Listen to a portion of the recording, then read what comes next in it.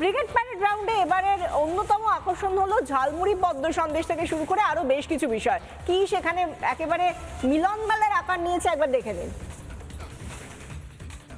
আজকে এখানে রেখেছেন কি কি দিচ্ছেন আজকে বলুন? স্পেশাল কোনো কিছু দিচ্ছি, বাদাম দিচ্ছি, ছোলা দিচ্ছি, নারকেল দিচ্ছি, এই সব দিচ্ছি, আলু পেঁয়াজ টমাটম এই সব দিচ্ছি। আচ্ছা, আরো একটা বিষয় বলুন তো, ঝাড়গ্রামে যখন প্রধানমন্ত্রী গিয়েছিলেন, যার কাছ থেকে ঝালমুড়ি খেয়েছিলেন, তিনিও হয়তো জানতেন না প্রধানমন্ত্রী এসে ঝালমুড়ি খাবেন। আজ যদি তিনি এখানে আসেন, কি বলবেন? ঝালমুড়ি আমি বিক্রি করছি, একবার খেয়ে যাওয়ার কথা বলবেন, অনুরোধ করবেন। সকাল থেকে গরম, ঘেমে যাচ্ছেন দেখতে পাচ্ছি, কিন্তু তার মধ্যে হাত চলছে, এটা কোনোভাবেই কিন্তু থামছে না।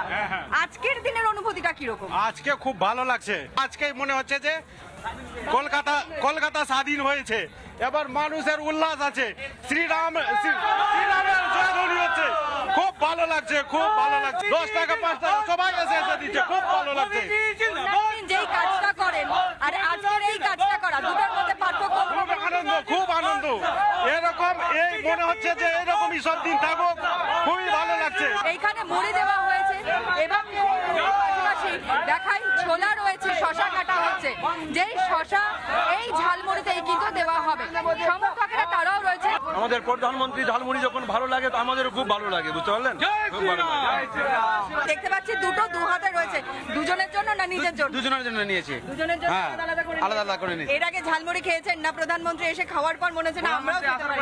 খেলো এখানে, তারপরে আমরা এখানে খেয়েছি। মানে একটা বিষয় পরিষ্কার, মোদিজির গ্যারান্টি, এবং এই গ্যারান্টিটাই কিন্তু শেষ কথা বলে যে এই গ্যারান্টি সব থেকে বড় বিষয় হয়ে দাঁড়িয়েছে আজ প্রধানমন্ত্রী এখানে উপস্থিত থাকায়। এই মুহূর্তে সব থেকে বেশি তো ঝালমুড়ির দিকে নজর রয়েছে, কিন্তু তাছাড়াও মিষ্টি, বাঙালি মিষ্টি ছাড়া কোনো উৎসবে মাততে পারে না। ব্রিগেডেও রয়েছে বিশেষ মিষ্টান্নের আয়োজন, দেখুন আমাদের প্রতিনিধি সুখেন্দুর প্রতিবেদন।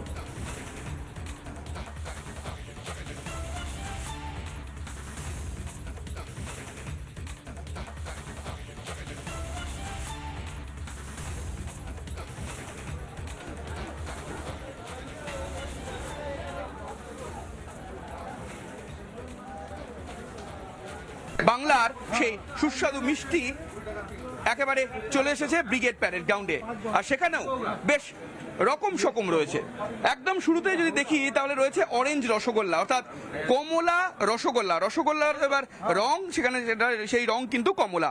তার পাশেই রয়েছে পদ্ম মিষ্টি, একের পর এক সন্দেশ, যেখানে কিন্তু একেবারে বিজেপির যে দলীয় প্রতীক সেই পদ্ম ছাপ একেবারে ভর্তি রয়েছে। যেমন পদ্মের পাশাপাশি শঙ্খ মিষ্টিও কিন্তু এই মুহূর্তে দেখতে পাওয়া যাচ্ছে এই স্টলে, এবং যেখানে মানুষ ইতিমধ্যেই ভিড় জমিয়েছেন এবং তারা প্রত্যেকে মিষ্টিমুখও করছেন এই ব্রিগেড প্যারেড গ্রাউন্ডে এসে। কারণ মিষ্টি বাংলার মানুষের কাছে অত্যন্ত একটা প্রিয় খাবার, কারণ আমরা যে কোনো অনুষ্ঠানে সাধারণভাবে বলে থাকি যে মিষ্টি মুখ করার যে রীতি, কারণ এটাও তো বিজয় উৎসব, সেই বিজয় উৎসবেই মিষ্টি মুখ করতে এই মুহূর্তে বিজেপি কর্মী সমর্থকরা ব্যস্ত।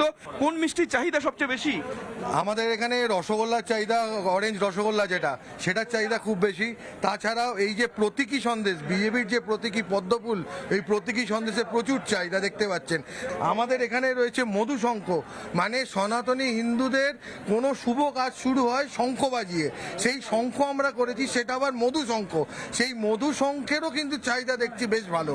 অতএব বলা যেতে পারে আজকে এই ব্রিগেড প্যারেড গ্রাউন্ডে বাঙালি হিন্দুদের যে মিষ্টি খাওয়ার চাহিদা, মিষ্টির যে তাদের কাছে প্রিয় একটা জিনিস, সেইটা কিন্তু আজকে আমরা খুব উপলব্ধ করতে পারছি। ভিডিও জার্নালিস্ট সঞ্জয় নাইয়ার সঙ্গে সুখেন্দু সরকার, রিপাবলিক বাংলা, ব্রিগেড। নানা ধরনের কন্টেন্ট দেখার জন্য লাইক করুন, শেয়ার করুন আমাদের ফেসবুক পেজ, সাবস্ক্রাইব করুন আমাদের ইউটিউব চ্যানেল। পাশাপাশি অন্যান্য ব্রেকিং নিউজের জন্য অবশ্যই চোখ রাখুন রিপাবলিক বাংলায়।